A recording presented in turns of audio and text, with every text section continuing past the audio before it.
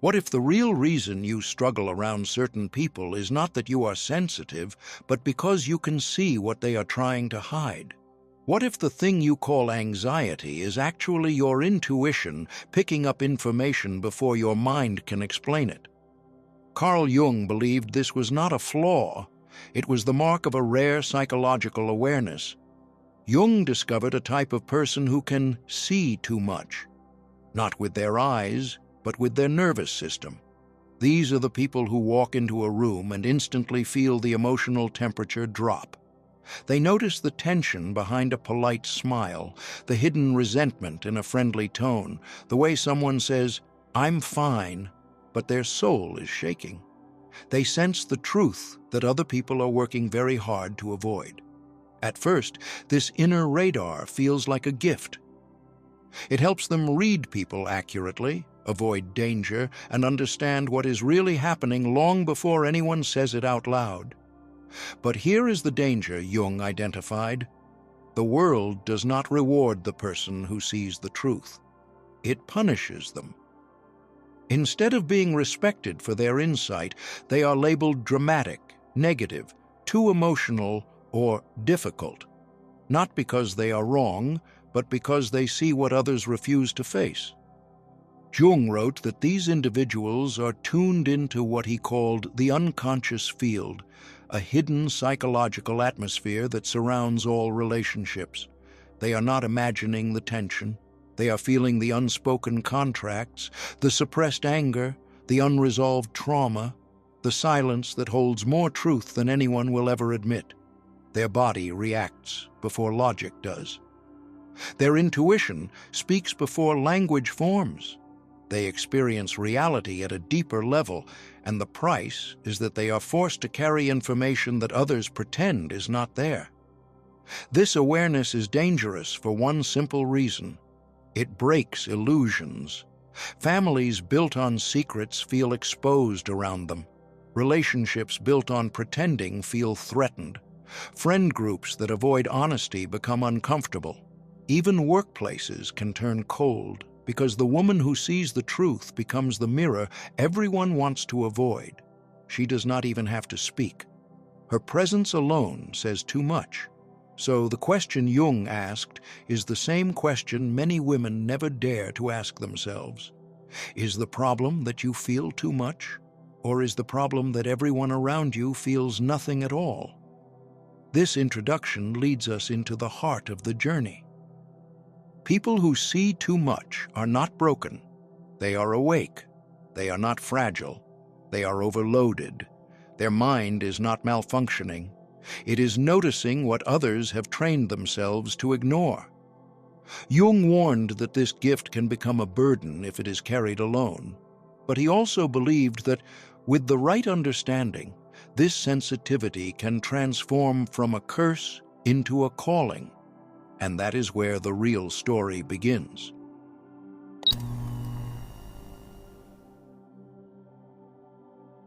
It starts quietly, long before they ever have words for it.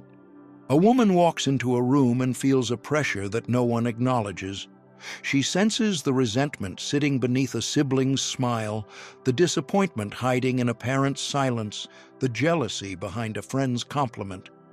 Everyone else continues the conversation as if nothing is happening, but her body reacts as she steps into a storm no one else can feel. And in that moment, she realizes she is experiencing a reality no one taught her how to survive. People who see too much often learn this lesson the hard way. They do not just hear what someone says, they feel what their energy is doing. They notice when a voice gets softer out of fear, when a joke is actually a warning, when a pause in a sentence holds more truth than the words that came before it. Their nervous system becomes the instrument that detects what the mind is trying to ignore. That is why social situations exhaust them. They are not just participating, they are absorbing. This shows up in real life in ways they rarely admit. They leave family gatherings feeling like they need to lie down, not because anything dramatic happened, but because something was happening beneath the surface, and they were the only one who noticed. They sit in a meeting at work, and feel the power dynamics shifting like tectonic plates, even though everyone smiles politely. They go home from dinner with a friend and feel heavy for hours, trying to figure out why their heart feels bruised when no one raised their voice. They feel what others refuse to acknowledge, and the price is isolation. Over time, this creates a painful, invisible narrative. Maybe something is wrong with me. Maybe I am imagining it. Maybe I should toughen up. Maybe I should stop overreacting. They begin to doubt the very perception that is trying to protect them. This is where the loneliness begins. Not because they are actually alone, but because no one around them knows how to meet them at the depth where their reality exists. Jung understood this. He wrote that some people are born with a psyche tuned like a hypersensitive instrument.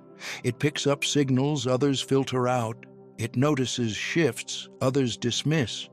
But without inner structure, without a framework, without language to understand what they feel, this gift becomes too heavy to hold.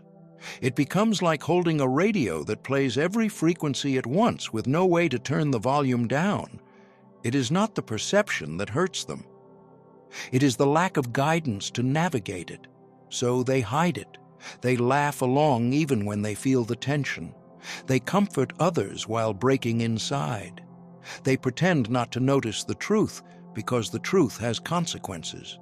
They learn to say, "I'm fine," as a shield because explaining what they sense would only make people uncomfortable. For many, this becomes an unspoken identity. The strong one, the intuitive one, the listener, the absorber. They carry what others refuse to feel, and eventually it feels like too much. The tragedy is not that they see too much. The tragedy is that they go years believing they must carry it alone. They are not broken. They are unreflected. They are not dramatic. They are unaccompanied. They are not too much. They are simply surrounded by people who cannot hold the depth they were born with. This is where the journey turns, because the question is no longer, "Why am I like this?" The real question is, "How do I live with this without losing myself inside it?" And that is where individuation begins.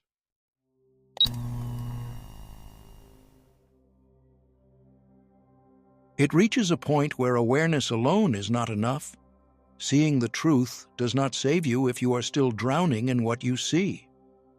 This is where Jung's path of individuation begins, not as a spiritual concept or self-help slogan, but as a survival strategy for those who feel too much. Individuation is the moment you stop asking, "Why am I like this?" and start asking, "What part of this is actually mine to carry?" For a person who sees deeply, the first step is separation, not distancing in coldness, but in clarity. They start to notice the difference between their own emotions and the emotional atmosphere around them. In a family gathering, for example, they feel tension in the room, and instead of assuming, "Something is wrong with me," they quietly think, "Something here does not belong to me." In a romantic relationship, they sense withdrawal or resentment long before it is spoken, and instead of chasing reassurance, they pause and ask, "Is this mine, or am I absorbing what my partner refuses to say aloud?" This distinction changes everything. Individuation requires a new kind of discipline. It is learning to watch your mind the same way you watch the weather, noticing the storm without becoming the storm. Real-life examples make this process visible. Someone sends a passive-aggressive message, and instead of crafting a paragraph to smooth the interaction, you put the phone down and breathe. A coworker unloads their stress onto you, and instead of fixing it like you always do, you say, "I trust you can handle this."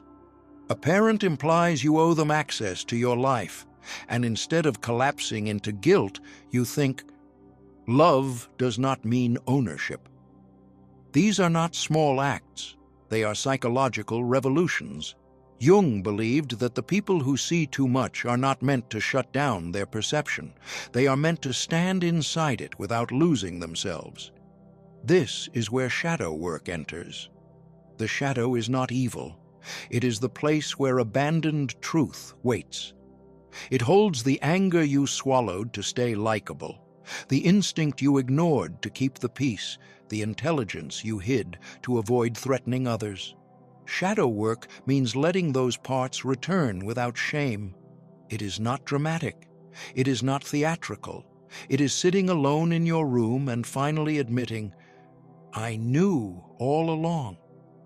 It is the moment you stop betraying what you feel to keep relationships smooth on the surface.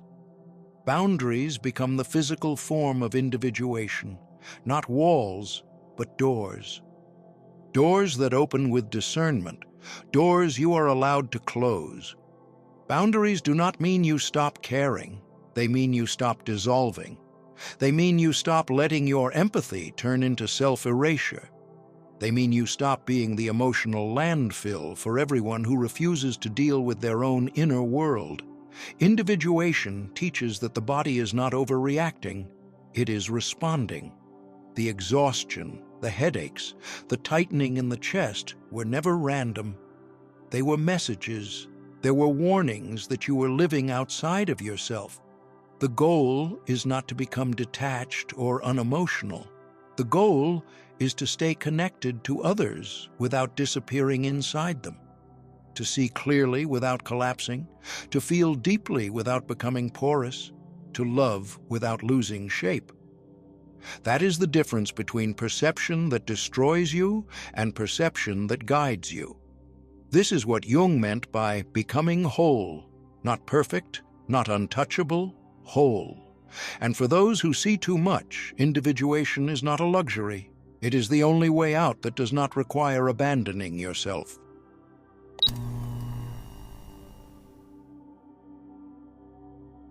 There comes a moment when seeing the truth stops feeling like clarity and starts feeling like too much weight for one mind to hold.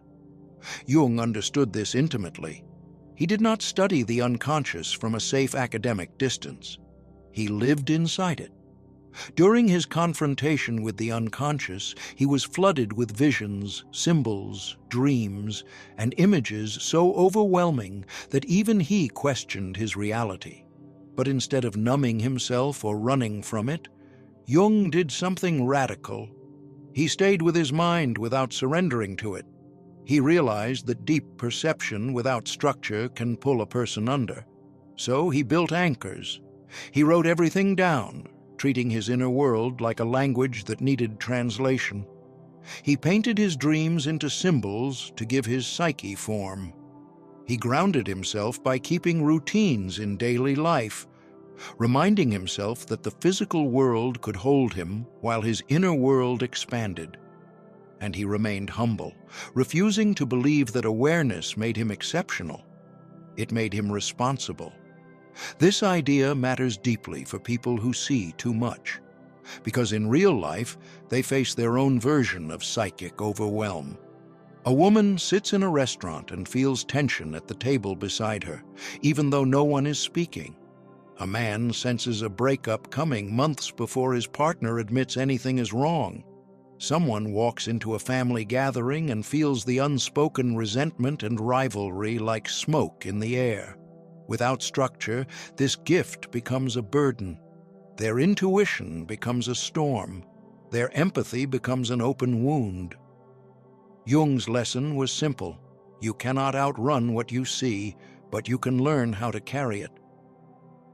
He believed that insight needs containers, routines that protect the nervous system, a journal that catches what the mind cannot hold alone, embodied practices like breathing, walking, touching the ground, and returning to the present moment instead of drowning in possibilities. Even simple boundaries like telling yourself, "This feeling belongs to someone else," or stepping outside for air when a room feels heavy. These are not escapes, they are lifelines. Look at the everyday examples. Someone with deep perception wakes up feeling anxious before a family phone call, and instead of assuming guilt, they pause and ask, "Is this my anxiety, or is this the echo of what I am walking into?" Another person senses a friend withdrawing, and instead of spiraling into self-blame, they observe without chasing. A parent feels their child's tension, and instead of absorbing it, they stay present and grounded so the child does not have to carry two nervous systems at once. This is what surviving your mind looks like. Not control, not suppression, skill. Jung learned that the mind is not something to dominate, but something to negotiate with. The unconscious does not respond to force, but to relationship. People who see deeply must stop trying to be superhuman. They need to build a life where their gift does not devour them. A place to rest, a place to speak, a place to not know everything, a place where perception becomes guidance, not punishment. The goal is not to stop seeing. It is to see without shattering, to feel without absorbing, to know without drowning. That is how a person survives their own mind, not by closing their eyes, but by learning how to walk with them open.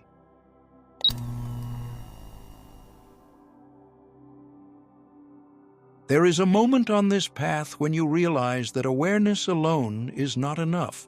What you truly need is a witness, someone who can stand beside your perception without shrinking from it. Jung understood that a mind tuned to the unconscious cannot evolve in isolation. It needs resonance, not the crowd, not the audience, not those who only love you when you make yourself small. It needs the few who understand. These rare people do not panic when you speak honestly. They do not rush to fix your pain or deny what you see. They do not call you dramatic for sensing the tension in a room or arrogant for noticing truths others avoid. Instead, they meet you where you are. They look back at you without flinching. This is the experience so many people spend decades waiting for. The first time someone hears you without needing you to justify how you know what you know. In real life, it often begins quietly. You are at a dinner table, and you speak one sentence that would have caused defensiveness anywhere else, and instead, someone nods. They knew it too. You share a memory you were convinced made you too sensitive or too reactive, and someone finally says, "That should have never happened to you." You mention that certain family patterns still spill into your self-worth, and instead of moralizing, they ask, "How long have you carried that alone?" A moment like that does not just comfort the mind, it rewires it. This is what Jung meant by meeting someone at depth. It is not mysticism. It is nervous system safety. It is the body learning. Perhaps for the first time, that connection does not have to mean collapse. That intimacy does not have to mean disappearing. That honesty does not have to cost you a relationship. Think about how different life feels when even one person reflects you accurately. Anxiety lowers, hypervigilance loosens, the need to over-explain fades. Your gift stops leaking all over your relationships and begins to integrate. The examples are endless because they are happening quietly in ordinary lives. A woman finally cuts contact with a manipulative parent, and instead of being told she is cold, a friend asks how her body feels now that she is safe. A man admits he senses betrayal in his marriage before there is evidence, and instead of being mocked, someone asks what his intuition has seen that his eyes have not. Someone confesses that crowded rooms overwhelm them because they can feel what people refuse to say, and instead of embarrassment, they are told, "I understand, I feel it too." These moments are not small, they are a kind of resurrection. Because once you meet even one person who sees as you do, the loneliness breaks. You no longer feel like a stranger among humans. You no longer think you are broken for noticing what others ignore. Your perception, once treated like a threat, becomes something you are allowed to own. something you can grow inside of instead of hiding from, something that no longer has to survive underground. Jung's point was never that everyone will meet you there. Most will not, but a few will, and they are enough. In their presence, your gift stabilizes because it no longer has to exist in secret. In their presence, the world becomes less sharp, less heavy, less impossible to hold. The danger does not disappear, but now you are not walking through it alone. And that is when seeing too much becomes bearable. Not because the world changed, but because you finally found the ones who see you back.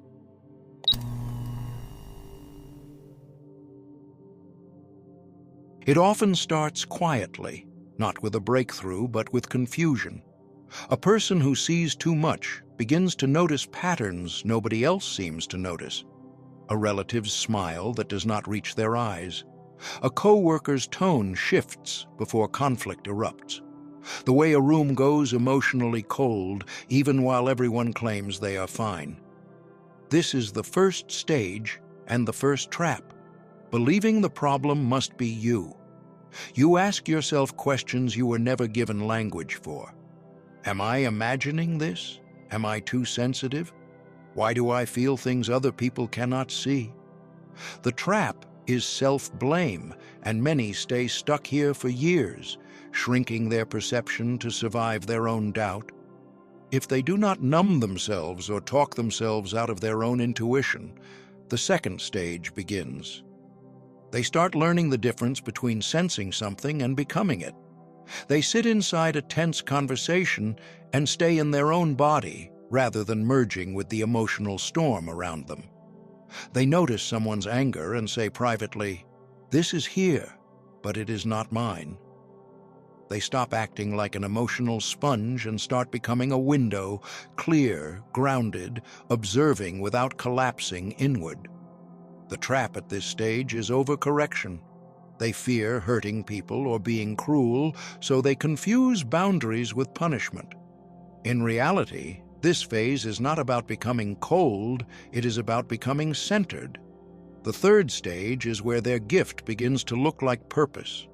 They become the person others confess to at parties, the one friends call when they cannot make sense of their relationship, the one who feels what is actually happening beneath a conflict. They recognize patterns before they explode. They can name truth gently without destroying the room. But here, Jung's warning appears sharply. Do not mistake usefulness for identity. The trap is becoming the rescuer, the unpaid therapist, the one who holds the emotional weight for entire families. It looks noble on the outside, but internally, it turns perception into a burden. They wake up tired, resentful, depleted, and confused about when exactly their gift became a cage. The final stage is quieter than anyone expects. They no longer feel the need to prove their insight, and they stop performing emotional intelligence to earn love or belonging. They speak when it matters, and they stay silent when clarity is more powerful than explanation. They know when to walk away. They choose where their energy goes, and they do so without apology. But even here, traps remain. Ego inflation whispers, "You see more than others, so you are above them." Isolation whispers, "No one understands you, so stay alone." Burnout whispers, "If you stop helping, everything will fall apart." Emotional flooding whispers, "It is all too much, shut it down." These traps are psychological ghosts that visit anyone who sees deeply. Jung's guidance for this stage was simple but difficult. Stay rooted in the body so the mind does not float away from reality. Build boundaries that feel like doors, not walls. Keep doing shadow work so you do not mistake projection for prophecy. And above all, seek the few who can meet you at depth rather than clinging to the many who only meet you on the surface. Because the gift of seeing is not meant to isolate you. It is meant to be carried with responsibility, not with self-destruction. This is how the journey stabilizes, not by dimming your vision, but by learning how to live with what you see.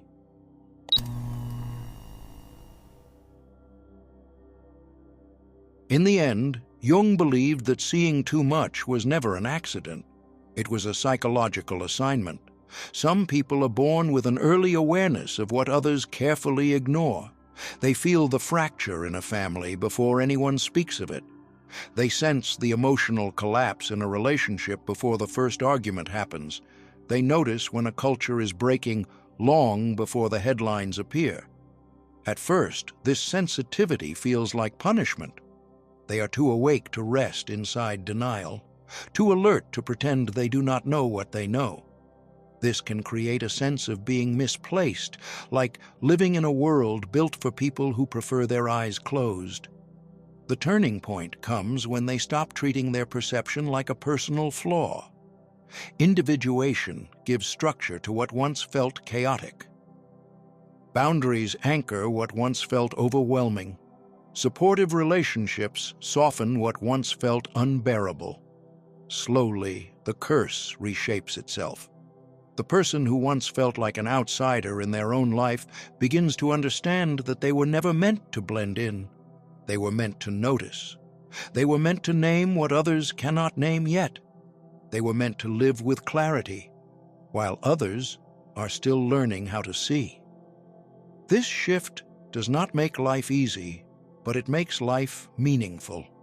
Instead of trying to save everyone, they learn to guide only those who are ready. Instead of absorbing the emotions in every room, they learn to stand inside themselves with steadiness. Instead of chasing validation, they learn to trust their own inner authority. The gift becomes responsible, the perception becomes grounded, the sensitivity becomes strength. Real life reflects this transformation in quiet moments. A woman who once felt drained by every conversation now chooses the spaces that nourish her. A man who once felt obligated to hold everyone's pain learns to say, "I cannot carry this alone." A teenager who once felt strange for noticing emotional patterns begins to understand that what they see is not proof of brokenness. It is proof of awareness. These are not dramatic victories, but they are victories that change the direction of a life. From this perspective, the danger was never that they saw too much. The danger was that they might drown in their own insight before learning how to live with it. Jung's message was not a warning as much as it was a map. Awareness without grounding becomes suffering. Awareness with grounding becomes wisdom. The world does not need more people who see and collapse. It needs people who see and stay awake without losing themselves. If you recognize yourself in these words, the task is not to shut your eyes. It is to learn how to walk with them open. The gift was never meant to destroy you. It was meant to shape you. And once you learn how to live with what you see, you become someone who can guide others out of the dark, one clear step at a time.